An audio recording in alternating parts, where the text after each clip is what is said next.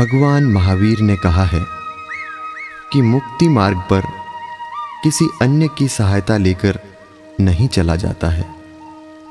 साधना में व्यक्ति को नितांत एकाकी ही आगे बढ़ना होता है। सभी परिस्थितियों में समता भाव बनाना होता है। परम पूज्य गुरुदेव जैनाचार्य श्री जिनचंद्र सूरी जी महाराज अपने इस प्रवचन में भगवान महावीर के मुक्ति मार्ग की यात्रा का उल्लेख कर रहे हैं ताकि हम उसके महत्व को जान सकें और उसे अपने जीवन का अभिन्न भाग बना सकें। प्रस्तुत है महापर्व पर्युषण प्रवचन माला का भाग 7।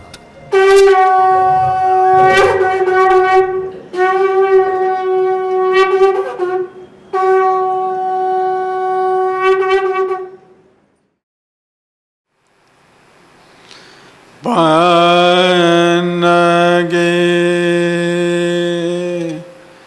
च सुरेन्द्रे च कौशिके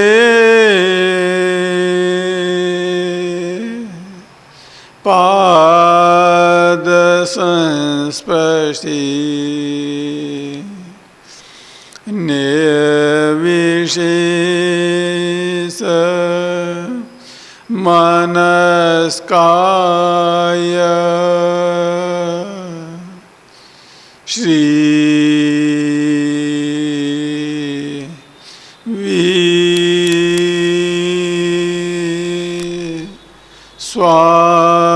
स्वामिने नमः।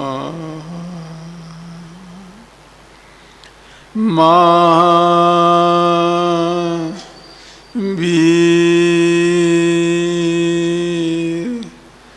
स्वामिने नमः।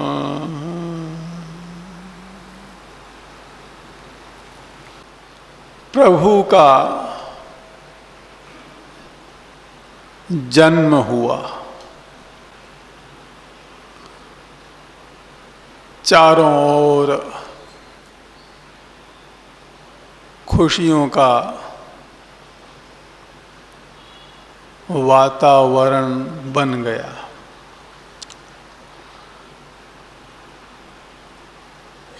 मानो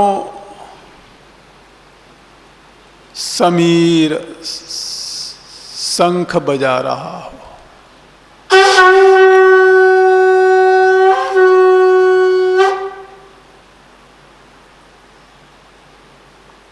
तालाबों में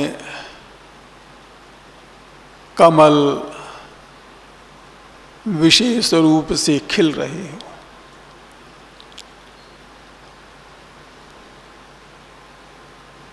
पुष्पों की सुगंध चारों ओर महक रही हो। सारी पृथ्वी परम प्रसन्नता से भर उठी हो। हर प्राणी प्रभु के जन्मोत्सव में शामिल हो रहा हो।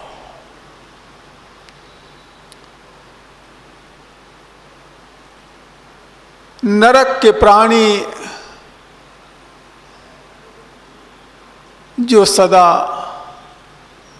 दुखों से घिरे रहते हैं, तकलीफें ही उनकी तकदीर होती है। उनके जीवन में भी क्षण भर के लिए प्रसन्नता छा गई। 56 दिक्कुमारियों का आना हुआ।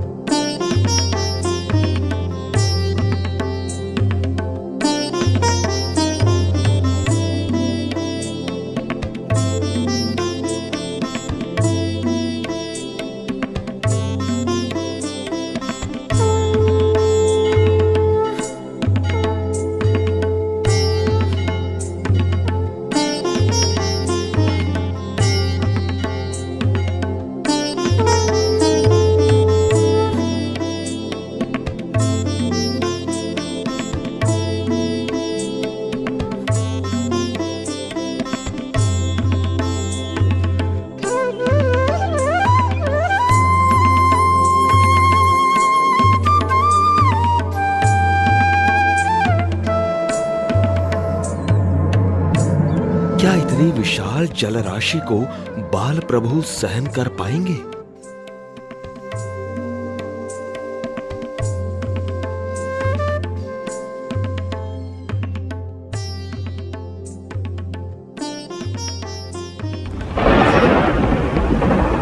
कौन है यह दुरात्मा जो इस मंगल प्रसंग में विघ्न डाल रहा है?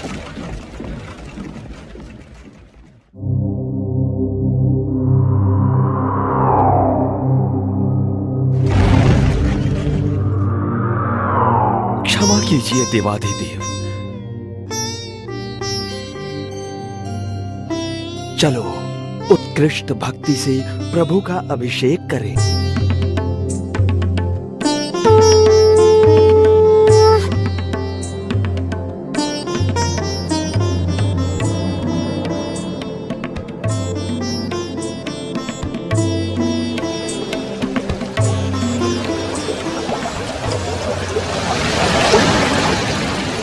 नमस्ते महावीर, नमस्ते महाधीर, नमस्ते महस्विन, नमस्ते यशस्विन, नमस्ते वचस्विन, नमस्ते तपस्विन।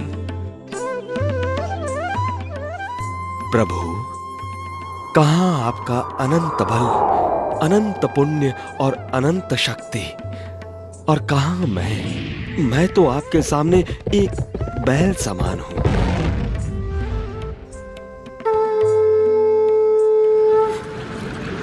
नमस्ते सुरात्र सुरैर्ग्रामिताय, नमस्ते कृतस्नात्र पूजोत्सवाय, नमस्ते विनीताप्सरः पूजिताय, नमस्ते नमस्ते नमस्ते नमस्ते। प्रियभाषिनी नाम की दासी राजा सिद्धार्थ के पास में पहुंचती हैं और प्रभु के जन्मोत्सव से अवगत कराती हैं। राजा सिद्धार्थ परम प्रसन्नता से भर उठते हैं और अपने शरीर के सारे आभूषण उतार कर प्रियभाषिनी नाम की दासी को दे देते हैं। राजा सिद्धार्थ के द्वारा प्रभु का जन्मोत्सव मनाया जाने लगता है। क्षत्रिय कुंड ग्रामे नगरे चारक शोधनम बंदी गृहाद बंदी जनानाम निष्कासनम रसानाम धान्यानाम मानवर्धनम। क्षत्रिय कुंड ग्राम नगर में विशेष प्रकार से साफ सफाई कराई जाती है। जगह जगह गीत गान इत्यादि की व्यवस्था की जाती है। स्थान स्थान पर सुगंधित जल से सिंचन किया जाता है। जगह जगह जो है नाटक इत्यादि देखने की व्यवस्थाएं की जाती हैं। घरों में तोरण द्वार इत्यादि बांधे जाने लगते हैं। बड़े ही उत्साह के साथ, बड़ी उमंग के साथ क्षत्रिय कुंड ग्राम नगर में प्रभु का जन्मोत्सव होने लगता है। प्रभु के जन्मोत्सव के 10 दिन निकल जाने के बाद प्रभु के माता पिता जो हैं वे अपने सारे कौटुंबिक जनों को, पारिवारिक जनों को, नगरवासियों को बृहद भोजन पर आमंत्रित करते हैं। बृहद भोजन में आमंत्रित किए हुए सब लोगों के द्वारा भोजन हो जाने पर राजा सिद्धार्थ और त्रिशला क्षत्रियानी सबके सामने कहने लगते हैं, अहो देवानुप्रिया ज्ञातीय गोत्रिया पूर्वमपि अस्माकं अस्मिन् बालके गर्भत्वेन समुत्पन्ने सति। यह बालक जब से हमारे परिवार में आया है, सभी प्रकार से हमने वृद्धि को प्राप्त किया है। हमारी यश में वृद्धि हुई है, हमारे राज्य में वृद्धि हुई है, हमारे कोषागारों में वृद्धि हुई है, हमारे सुख में वृद्धि हुई है, चारों ओर से हमने वृद्धि को प्राप्त किया है। यहाँ तक कि जो हमारे से शत्रुता का भाव रखने वाले राजा थे, सामंत थे, उन्होंने भी अपना शत्रुता का भाव जो है छोड़ दिया है। यह सब देखकर हमने पहले ही यह निश्चय कर लिया है कि इस बालक का नाम हम वर्धमान यह रखेंगे। आप सभी के समक्ष हम अपने इस बालक का नाम वर्धमान यह रख रहे हैं। श्रवणो भगवान महावीरा काश्यप गोत्रीय तस्य त्रीनि नाम ध्येयानि। श्रवण भगवान महावीर के नामों का उल्लेख यहाँ पर किया जा रहा है कि मातृ पितृभ्याम प्रदत्तम नाम वर्धमान, माता पिता के द्वारा जो उन्हें नाम दिया गया वह वर्धमान है।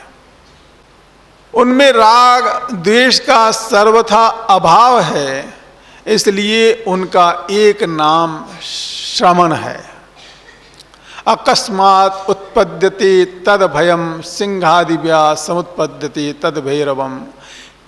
किसी भी प्रकार की भय की स्थिति पैदा होने पर वे सदा निर्भय रहने वाले हैं, निडर रहने वाले हैं, इसलिए उनका एक नाम महावीर यह भी है।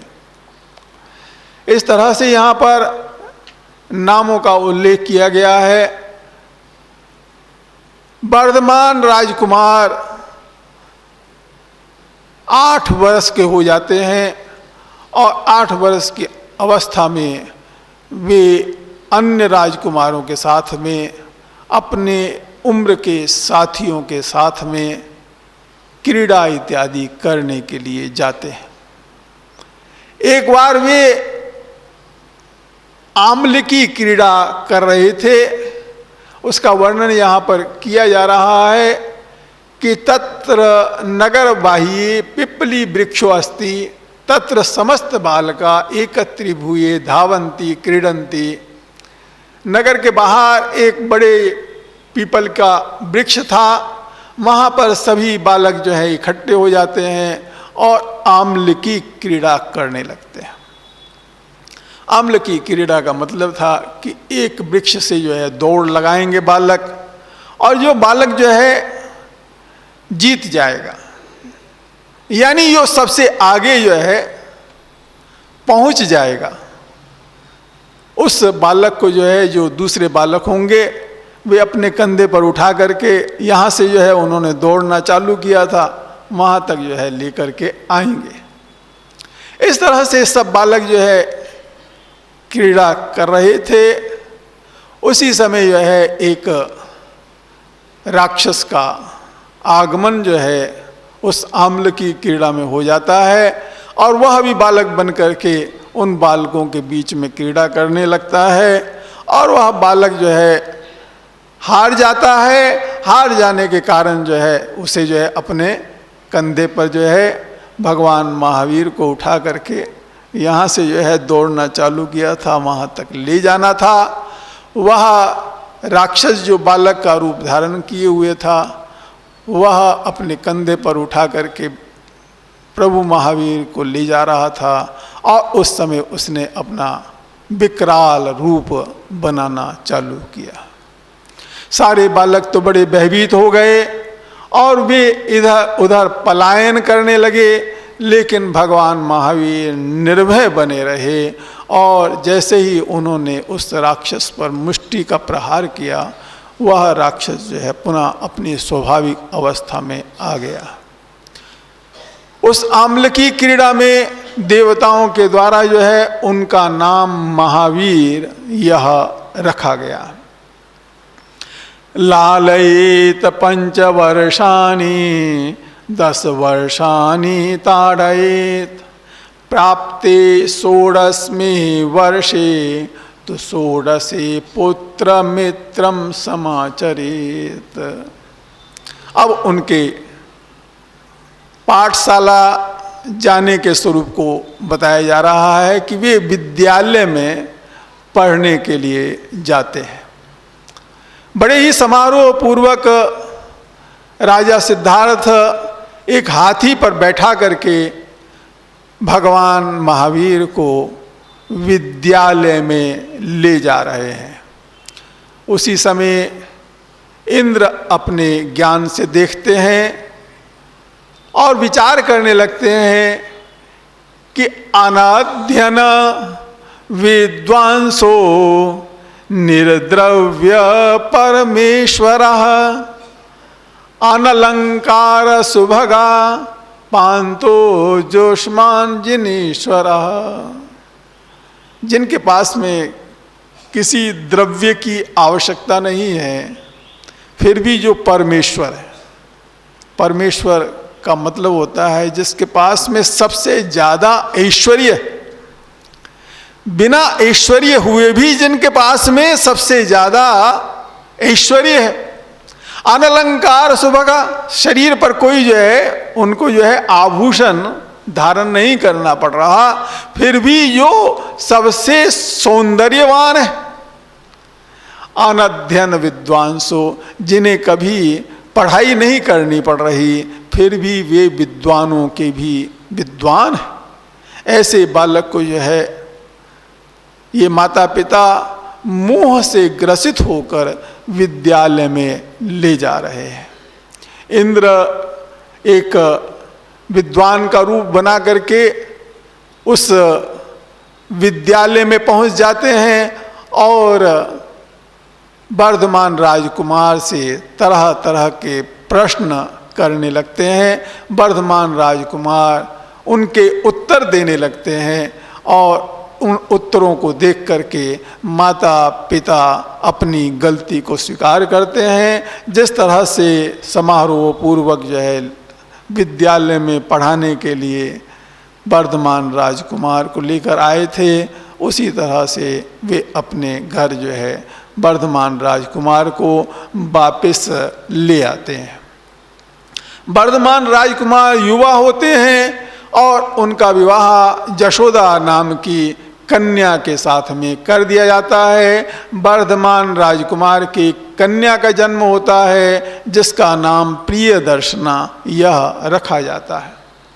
भगवान 28 वर्ष के होते हैं और उस समय जो है उनके माता पिता का स्वर्गवास हो जाता है। माता पिता के स्वर्गवास के बाद में राजा नंदीवर्धन के पास आकर वे अपनी दीक्षा की अनुमति लेने लगते हैं। राजा नंदीवर्धन कहते हैं कि इसी समय तो माता पिता का देहावसान हुआ है और तुम भी मुझे छोड़ करके जा रहे हो। यह तो कुछ ऐसा ही होगा कि किसी को कोई जो है घाव हो गया हो और उस पर जो है नमक जो है यदि छिड़क दिया जाए, वह जो स्थिति बनती है वह ही स्थिति मेरी हो जाएगी। वर्धमान राजकुमार 2 वर्ष और गृहस्थ अवस्था में रहना जो है स्वीकार कर लेते हैं। 2 वर्ष परिपूर्ण होने के बाद में वर्धमान राजकुमार का दीक्षा समारोह जो है होता है और उस दीक्षा समारोह का जो है वर्णन जो है यहाँ पर किया जा रहा है। तस्मिन् काले तस्मिन् समये श्रवणो भगवान महावीरा जो हेमंतस्य शीतकालस्य प्रथमे मासे प्रथमे पक्षे मार्ग शीर्ष कृष्णे पक्षे दशमी दिवसे। मार्ग शीर्ष बदी दशमी का दिन है और बड़े समारोह के साथ में एक पालकी पर भगवान को जो है बैठा करके दीक्षा के लिए ले जाया जा रहा है। और इधर जो है इंद्र भी जो है अपनी एक पालकी बना करके ले आते हैं। वे दोनों पालकियां एक बन जाती हैं और उस पालकी में प्रभु विराजमान हैं और बड़े समारोह पूर्वक उन्हें क्षत्रिय कुंड ग्राम नगर से बाहर लाया जा रहा है। लोकाः किम वदन्ति, लोगों के द्वारा जो है बड़े मंगलकारी शब्दों का जो है उपयोग जो है ऐसे मंगलमय समय पर किया जा रहा है कि जय जय वृद्धिम प्राप्नुहि, आपकी जय हो, आप वृद्धि को प्राप्त करने वाले हो। भद्रम कल्याणम भवतु, आपका बड़ा भद्र हो, आपका बड़ा कल्याण हो। राग द्वेष शत्रुन युद्धम कृत्वा यही घातय, राग द्वेष रूपी शत्रुओं को जो है युद्ध करके आप पूरी तरह से जीत ले। अष्ट कर्म रूप शत्रुन मर्दया, यह जो 8 कर्म हैं उनके जो 8 कर्म रूपी जो शत्रु हैं उन शत्रुओं पर जो है आप पूरी तरह से विजय प्राप्त कर लें। ज्ञान दर्शन चारित्र रूप रत्न त्रयाराधनेन सरलम, आप जो है बड़ी सरलता से ज्ञान दर्शन चारित्र को धारण करने वाले बन जाएं। इस तरह से मंगलमय शब्दों का उच्चारण जो है गीत गान के माध्यम से लोगों के द्वारा किया जा रहा है। अशोक वृक्ष के पास वे पहुंच जाते हैं, अपनी पालकी से नीचे उतरते हैं और उसी समय अपने सिर के बालों का लुंचन जो है उनके द्वारा कर लिया जाता है और सारे शरीर पर जो जो आभूषण उन्होंने धारण किए हुए थे वे सारे आभूषण उतार कर राजा नंदीवर्धन को दे दिए जाते हैं और उसके बाद में वे अपना सामायिक व्रत धारण कर लेते हैं। और उसी समय इंद्र के द्वारा देवदुष्य वस्त्र जो है उनके कंधे पर रख दिया जाता है और उसी क्षण उन्हें मन पर्यवज्ञान भी हो जाता है। भगवान दीक्षा लेकर वहाँ से प्रस्थान कर जाते हैं और प्रस्थान करके एक गांव में पहुँचते हैं जिस गांव का नाम था कुमार ग्राम। वहाँ पर वे अपने कौशग ध्यान में तन्मय हो जाते हैं। यह पहला ही दिन था उनकी दीक्षा के बाद में। वे यह अपने ध्यान की अवस्था में निमग्न थे। इधर एक गाय चराने वाला व्यक्ति जो है आ पहुंचता है और उसके पास में बहुत सी गाय थी, बैल थे, बकरियां थी। उसे किसी काम से घर वापस जाना पड़ता है और वह जो है भगवान महावीर को ही कह देता है कि मेरी गायों को संभालना, जंगल में और तो कोई है नहीं, तुम ही हो, संभालो, मैं घर जा रहा हूँ, घर से लौट करके आता हूँ।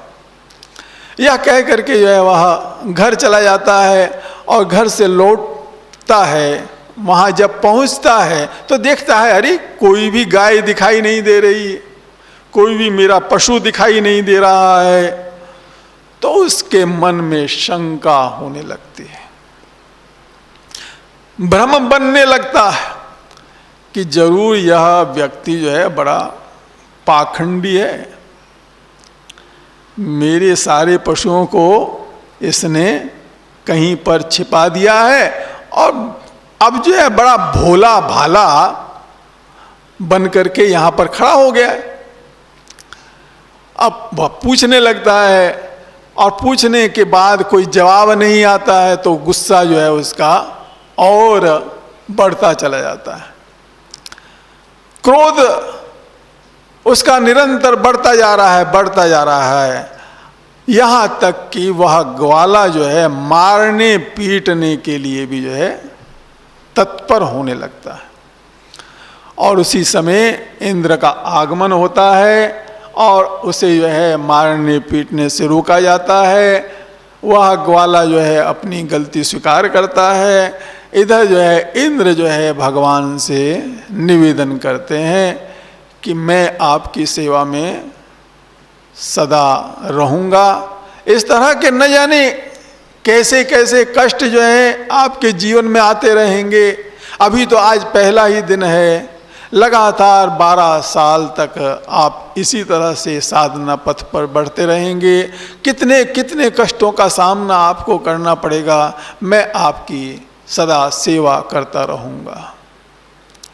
प्रभु महावीर बोले, इंदा न एवं भूवम न एवं भवई न एवं भविष्यति यमनम अरिहंता देविंदस्य आसुरिंदस्य निशाये केवल नानम उपाडंती सिद्धिम्बा बच्चंती। ये कभी हो सकता है, ये कभी हुआ है कि किसी की सहायता लेकर के कोई जो है मुक्ति पथ पर चलता हो? नहीं, न तो ऐसा कभी हुआ है, न कभी ऐसा होता है, न कभी ऐसा होगा। इंद्र उदास होकर देवलोक में वापस लौट जाते हैं। भगवान वहां से प्रस्थान करके कोलासक नामक गांव में आ पहुंचते हैं। वहां पर बहुल नामक ब्राह्मण के यहाँ जो है उनका जो है पहला पारणा होता है। भगवान जो है वहाँ से प्रस्थान करके मोराक नामक गांव में पहुँचते हैं। वहाँ पर जो है उनका पहले से कोई परिचित व्यक्ति था जिसका नाम था द्विजंत। वह भगवान को पहचान जाता है और उनसे निवेदन करने लगता है कि मेरा यह आश्रम है, मेरी यह जगह है, इस जगह में ही आप चातुर्मास काल व्यतीत करें। भगवान भी सरलता से स्वीकार कर लेते हैं कि हम जो है चातुर्मास काल तुम्हारे यहाँ ही बिताएंगे। संयोग ऐसा बनता है कि अकाल पड़ जाता है, चारों ओर दुर्भिक्ष हो जाता है, बरसात नहीं होती है, और जिस झोपड़ी में, जिस कुटिया में भगवान महावीर ठहरे हुए थे, उस झोपड़ी को ही जो है गाय बैल इत्यादि आकर के खाने लगते हैं। यह जो उस झोपड़ी का जो मालिक था द्विजंत, उसे जो है यह पसंद नहीं आता है और किसी दिन वह कह ही देता है कि देखो जिस झोपड़ी में आप ठहरे हुए हो उस झोपड़ी को ही जो है पशु जो है चर रहे हैं, खा रहे हैं। यह सुन करके भगवान महावीर कुछ नियम धारण करते हैं। पहला नियम धारण करते हैं, अप्रीतिकर स्थाने न स्थातव्यम। जो अप्रीतिकर स्थान है उस स्थान में मुझे नहीं रहना है। पुनर्जावत छद्मस्थावस्था, जब तक जो है मुझे जो है पूर्ण ज्ञान प्राप्त नहीं हो जाए तब तक जो है मैं पूरी तरह से मौन रह करके जो है ध्यान करता रहूंगा। अगला नियम भी धारण करते हैं, कायेन ऊर्ध्वतया स्थेयम। मैं जो है अब जो है कहीं पर भी बैठ करके ध्यान नहीं करूंगा, हमेशा खड़े रह करके ही जो है ध्यान करता रहूंगा। गृहस्थ से विनयो न कर्तव्य।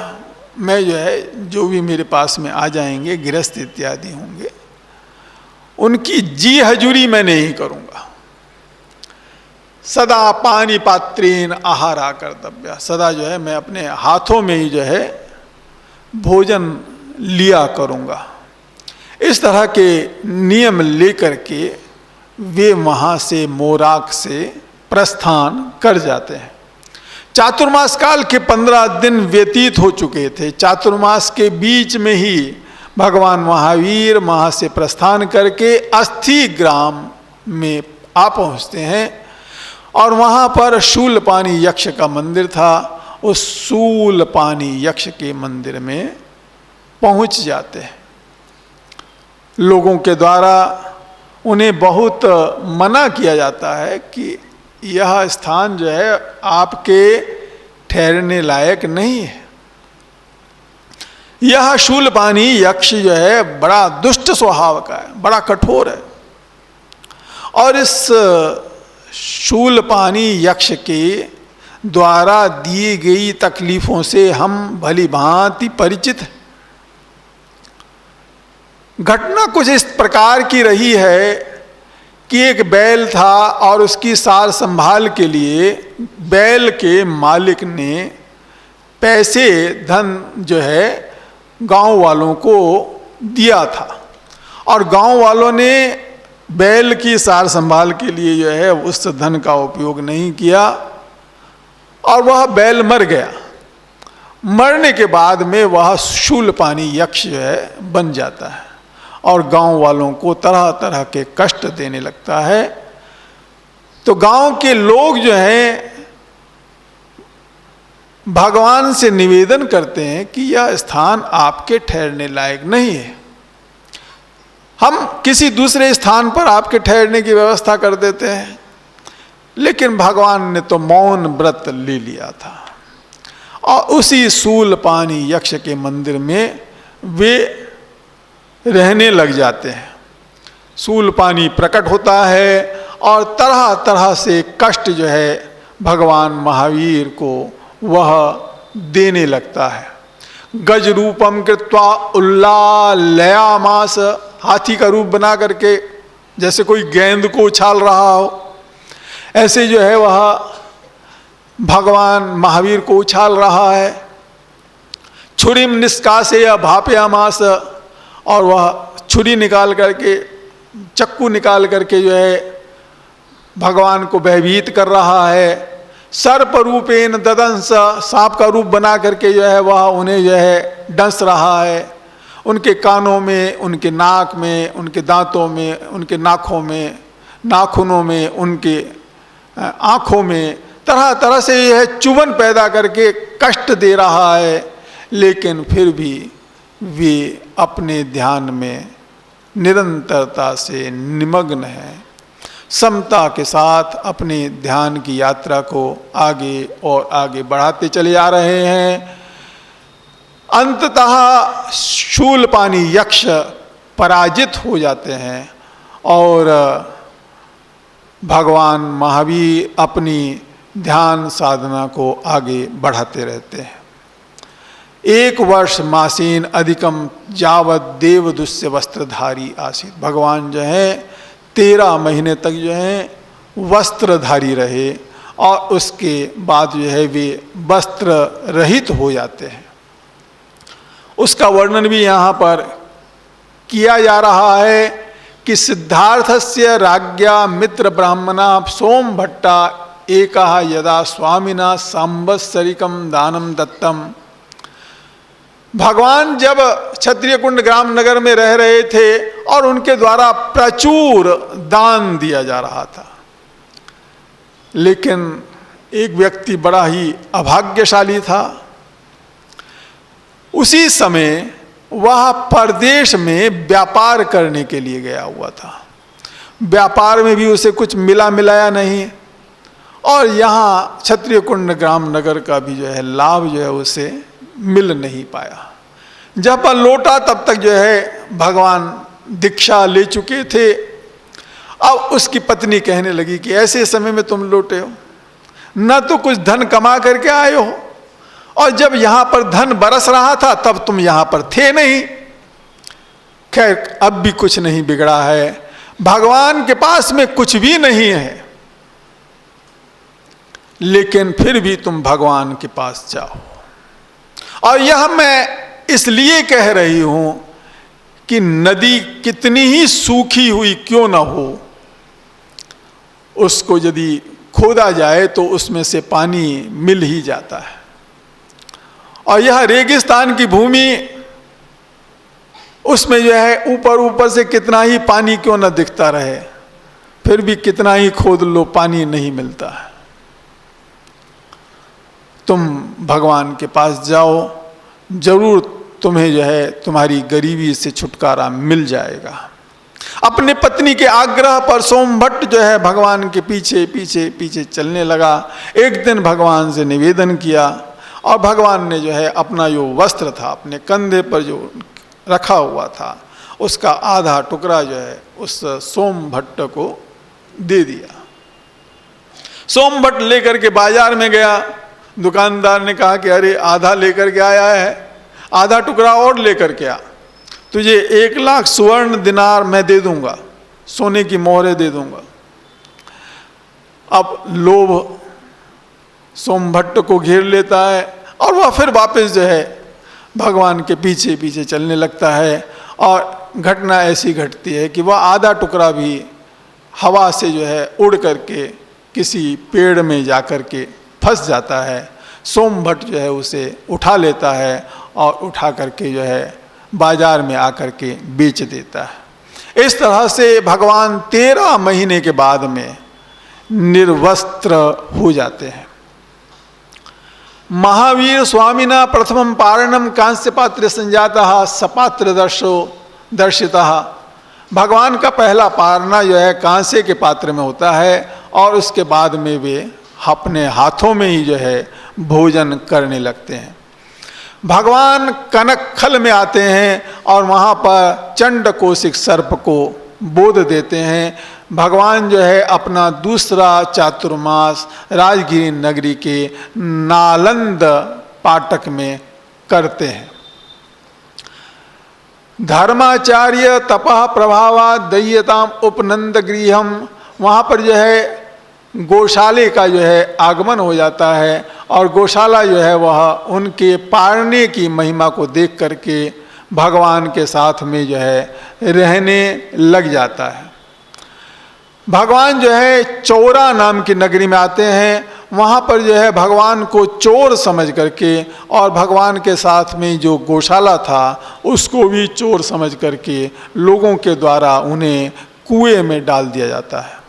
पहले एक गौशाले को कुएं में डाला जाता है, फिर भगवान को भी कुएं में डाल दिया जाता है और सोमा जयंती नाम की स्त्रियां जो है वे उन्हें जो है उस कुएं से बाहर निकालती हैं।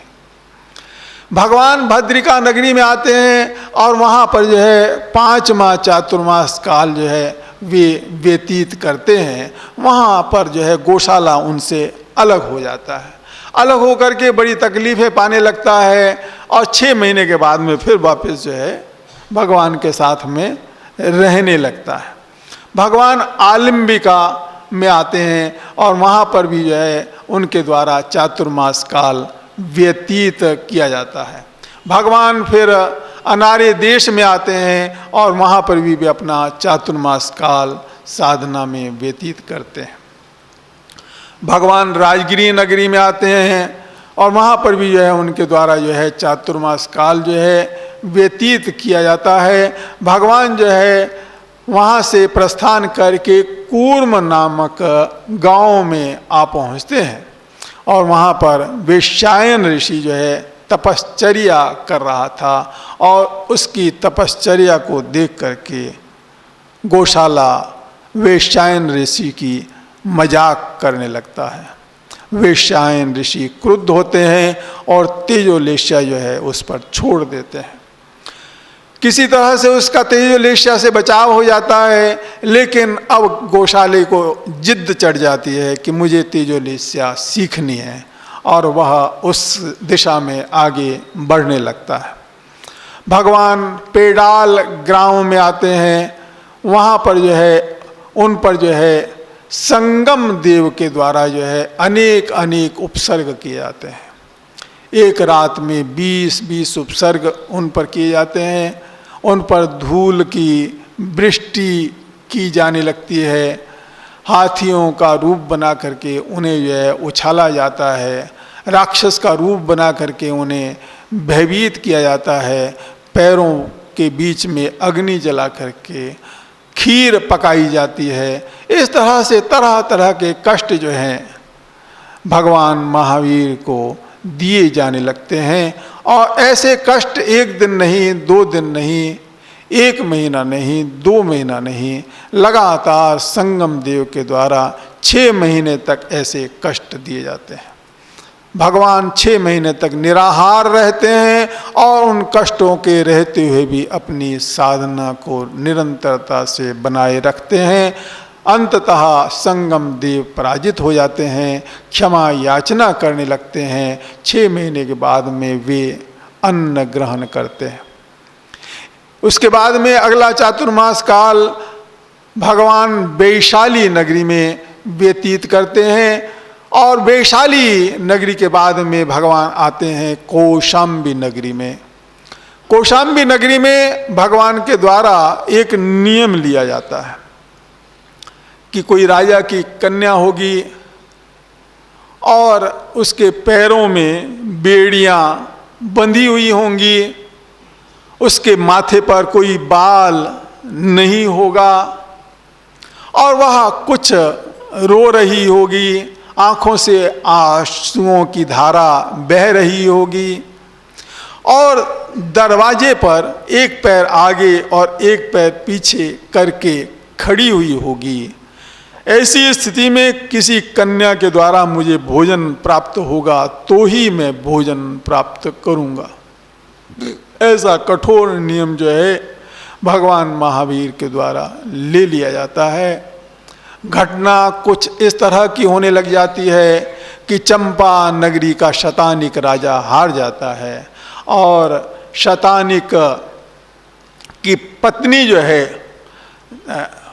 शतानिकेन चंपा नगरी भंगना, शतानिक जो है वह जो है चंपा नगरी को जो है पराजित कर देता है और दधिवाहन राजा की जो पत्नी है धारिणी, वह जो है आत्महत्या कर लेती है और उसकी कन्या चंदन बाला जो है धन श्रेष्ठी को बेच दी जाती है। धन श्रेष्ठी के यहाँ चंदन बाला रहने लगती है और धन श्रेष्ठी की जो पत्नी थी जिसका नाम था मूला, उसके मन में तरह तरह की शंकाएं होने लगती हैं कि यह मेरे पति चंदन बाला को मेरे घर में लेकर के इसलिए आए हैं कि अब ये चंदन बाला को अपनी पत्नी बनाना चाहते हैं। जरूर मैं इस चंदन बाला का बदला लूंगी। किसी दिन सेठ बाहर गया हुआ था और इधर जो है चंदन बाला के बालों को मूला ने सफा कर दिया और उसके पैरों में जो है बेड़ियां बांध दी और उसे जो है तलघर में जो है बंद कर दिया और अपने पिता के घर जो है मूला चली गई। जब धन सेठ जो है वापस लौटा तो देखा घर में कोई भी नहीं है, मेरी पत्नी भी नहीं है और यह चंदन बाला भी जो है वह भी जो है कहाँ चली गई है। थोड़ी देर बाद पता चला कि चंदन बाला के पैरों में बेड़ियां बंधी हुई हैं, सारे बाल जो हैं किसी ने जो है हटा दिए हैं। सारी बात धन सेठ को मालूम हुई। वह जो है दौड़ा हुआ लोहार के पास में गया कि कैसे ही जो है इसकी बेड़ियां जो हैं हटा दी जाए। इधर जो है उस बलबाकुले जो है वह चंदन बाला को खाने के लिए दे करके चला जाता है। चंदन बाला मन ही मन विचार करते हैं कि किसी साधु को मैं या आहार दान में दूं और उसके बाद ही जो है मैं अपना पारणा करूं। ऐसा शुभ भाव जो है चंदन बाला के मन में जगने लगता है और इधर जो है भगवान महावीर का आगमन जो है उस दिशा की ओर होने लगता है। बड़ा ही अनोखा संयोग, बड़ा ही अद्भुत संयोग जो है घटित हो जाता है। एक पैर दहली के बाहर है, एक पैर दहली के अंदर है, पैरों में बेड़ियां बंधी हुई हैं, राजकन्या है और वह आहार उन्हें दे रही है और कई महीनों की तपश्चर्या उनकी हो चुकी है। फिर भी जो है वे देखते हैं कि अभी मेरे सारे नियम जो हैं पूरे नहीं हो रहे। ऐसा सोच करके जैसे ही वे अपना एक कदम आगे रखते हैं, चंदन बाला के आंखों से अश्रुधारा बह निकलती है। अपने इस नियम को भी परिपूर्ण होता देख जो पैर उन्होंने आगे रखा था उसे वापस लौटा लेते हैं और चंदन बाला के द्वारा जो है प्रभु का पारणा होता है।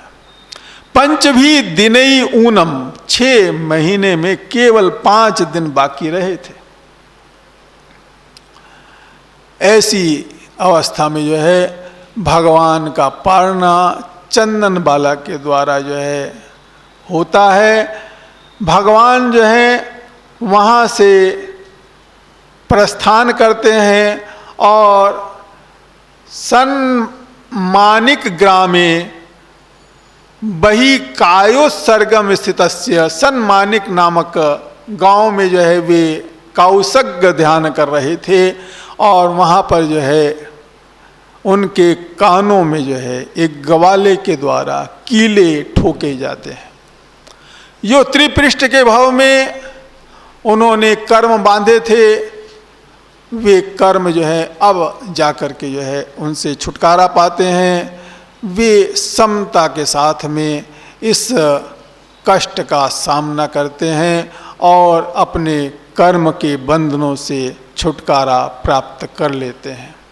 तरह तरह के कष्टों में भी वे हर क्षण अपनी समता बना करके रखते हैं, कौसग्य ध्यान करते रहते हैं, हर क्षण जो है आत्म तल्लीन बने रहते हैं।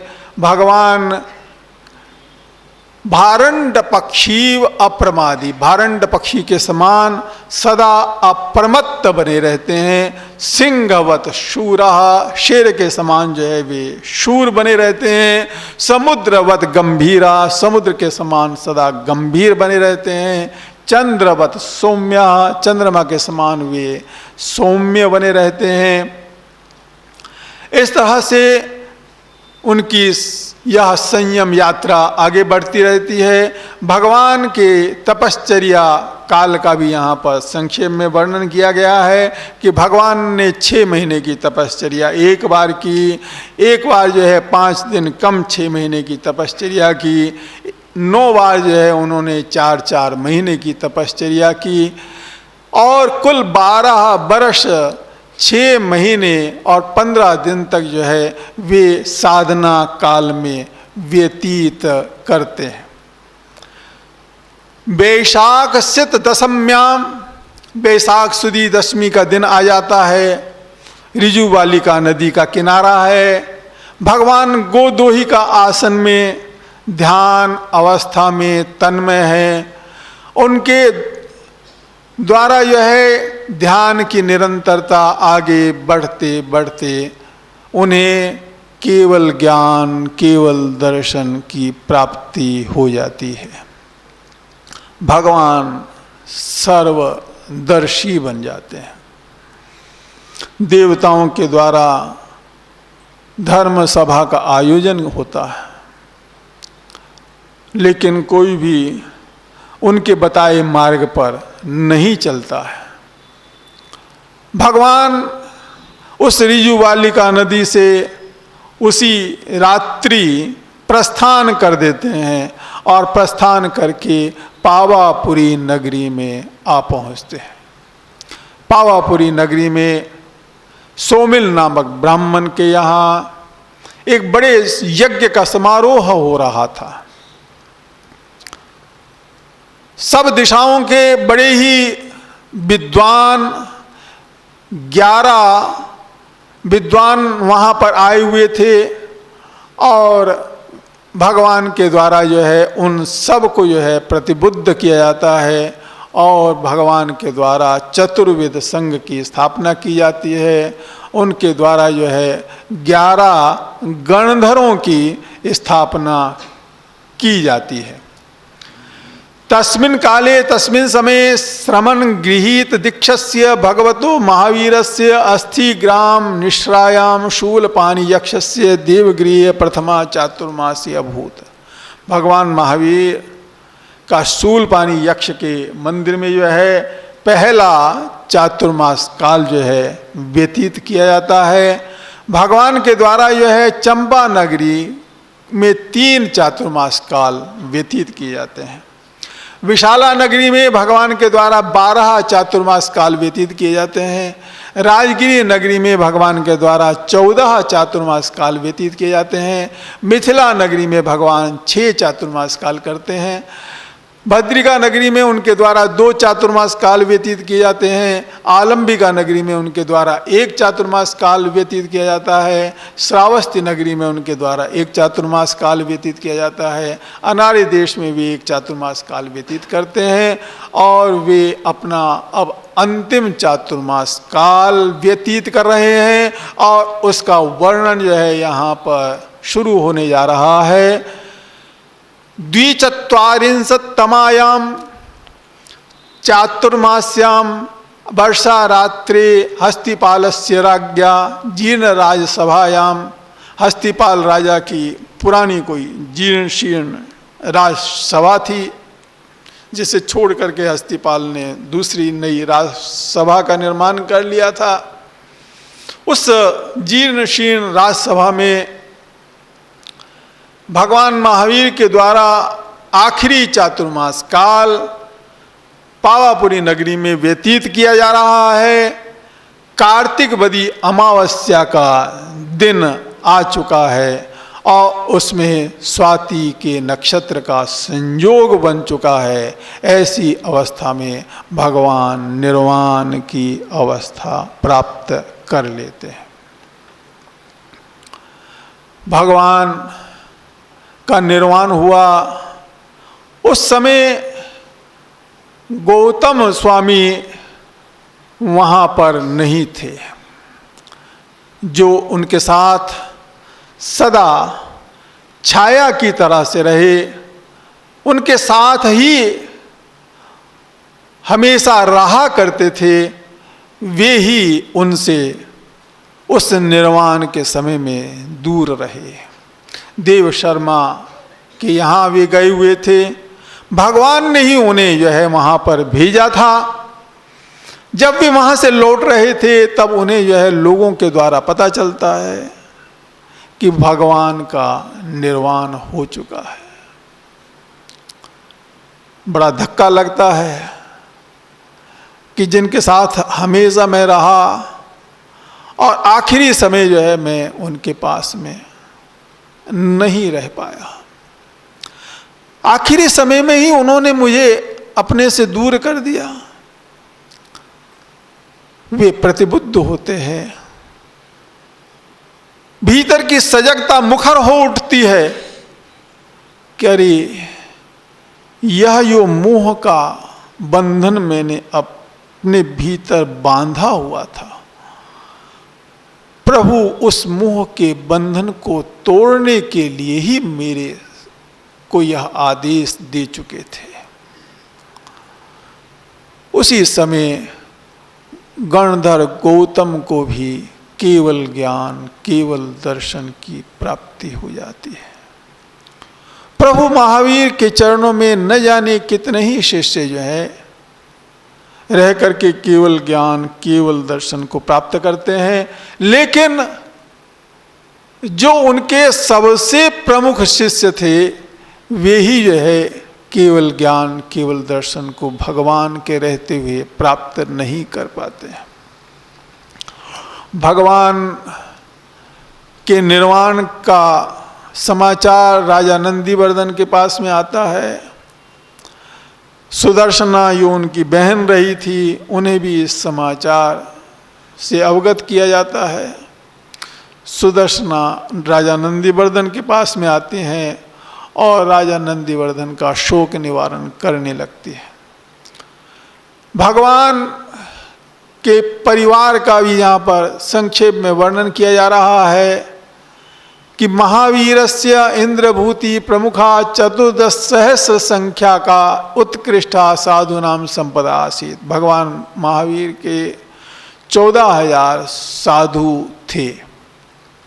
भगवान महावीर के 36,000 साध्वियाँ थी। भगवान महावीर के 1,59,000 श्रावक थे। भगवान महावीर के 3,18,000 श्राविकाएँ थी। इस तरह से भगवान का जो है संक्षिप्त परिवार का वर्णन जो है यहाँ पर जो है किया गया है। तस्मिन् काले तस्मिन् समय श्रवणो भगवान महावीरा 30 वर्षानी गृहस्थावासे स्थित्वा। भगवान महावीर 30 वर्ष तक गृहस्थ अवस्था में रहे। भगवान महावीर 12 वर्ष तक लगभग साधना की अवस्था में रहे और लगभग 30 वर्ष तक जो है वे केवल ज्ञान की अवस्था में रहे। इस तरह से 72 वर्ष की अवस्था में जो है उन्होंने निर्वाण प्राप्त किया। भगवान महावीर का जीवन चरित्र यहाँ पर संपूर्ण होता है। आज दोपहर महापर्व पर्यूषण का स्वाध्याय 3:30 बजे से करेंगे। पचखान जो चौविहार उपवास कर रहे हैं हाथ जोड़ ले। सूर्य उगे आबुठियों में पचखाई, चौविहंपि आहारम असनम पानम खाइमम साइमम, अर्थना भोगेनम सहसा गारेनम महत्रागारेनम सब समाई वत्यागारेनम बोसिरई। त्रिविहार उपवास को करने वाले हाथ जोड़ लें। सूर्य उगे आबुठ्यम पचखाई, तिभिहंपि आहारम असनम खाइमम साइमम, अनथनाभोगनम सहसागारिनम पानः पोर्सिम सारपोर्सिम पुरीमड्ढम अवड्ढम्बा पचखाई, अनथनाभोगनम सहसागारिनम पच्छन्नकारिनम दिशा मोहिनम साहुवैनेनम सब समाई वत्यागारिनम बोसिरई। एकासना व्यासना आंबिल करने वाले हाथ जोड़ लें। पोर्सिम साठ पोर्सिम वापचखाई, उगे सूर्य चौविहंपि आहारम असनम पानम खाइमम साइमम अनथराहुगनम सहसागारिनम पच्छन्नकारिनम दिशा मोहिनम साहुवैनेनम सब समाई वत्यागारिनम एकासनम व्यासनम आंबिलम धारणा प्रमाणे पचखाई, दुभियम तिभियंपि आहारम असनम खाइमम साइमर्थाहुगनम सहसागारिनम सागार्यागारेनम आउटन प्रसारेनम अबुठी ओमिठानेनम पारिठा वनियागारेनम महत्रागारेनम सस्माई वत्यागारेनम बोसिरई। मंगलम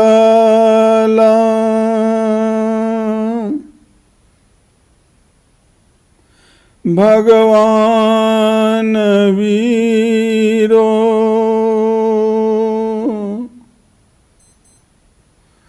मंगलम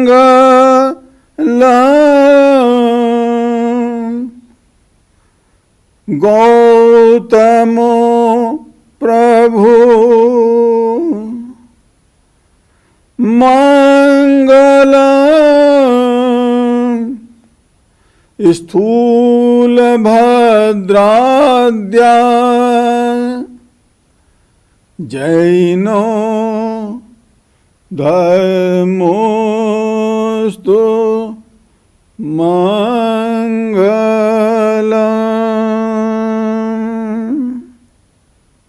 सर्वमंगल मंगल्य सर्वकल्याण कारणं प्रधान सर्व धर्माणां जैन जयति शासनम्।